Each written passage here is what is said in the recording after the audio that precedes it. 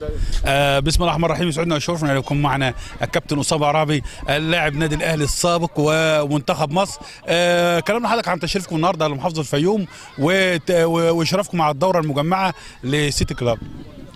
اهلا وسهلا بيكم، سعداء طبعا بوجودنا في محافظه الفيوم.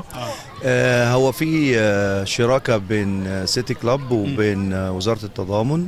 جايين نشوف دوره لدور الرعايه تبع وزاره التضامن، وبنشوف الولاد الكويسه وبيقضوا يوم رياضي جميل. ودي من الادوار اللي الدوله بتقوم بيها باشراف وزاره التضامن، ومعانا احنا كسيتي كلاب الناشئين على الرياضه طبعا.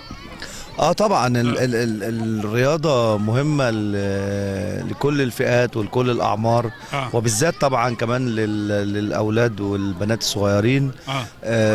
مش بس عشان يطلع رياضي محترف، عشان بتعمل له الناحيه الصحيه بيبقى مظبوط فيها، بتخليه يتعرف على مجتمعات جديدة، بتوسع له مداركه، بتخليه تدمجه كمان في المجتمع، وبتخليه شخصية يعني متفاعلة يعني.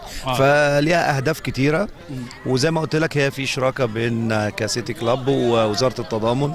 وطبعا اللي بتقوم بالإشراف على الموضوع ده من وزارة التضامن سيادة اللواء هبة أبو العمايم. دي أول مرة تتعمل الدورة دي في الفيوم ولا اتعملت قبل كده؟ لا أول مرة في الفيوم، بس طبعا بتتعمل في محافظات أخرى يعني. عملناها في كفر الشيخ نقدر نقول المستويات النهارده مبشرة ولا وضعها ايه بالظبط؟ طبعا في بعض اللاعبين الجيدين، فنتمنى ان شاء الله انه يكون له مستقبل ان شاء الله. باذن الله. شكرا لك.